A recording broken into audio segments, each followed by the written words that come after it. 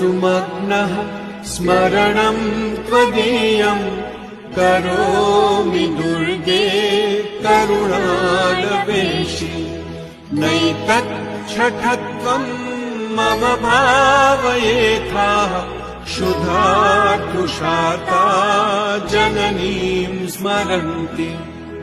जगदम्ब विचित्रमत्र किम् परिपूर्णा करुणास्ति चेन्मयी अपराध परम्परा परं न हि माता समुपेक्षते सुतम् मत्समः पातकी नास्ति पापग्नि त्वत्समानहि एवं ज्ञात्वा महादेवी यथा योग्यं तत्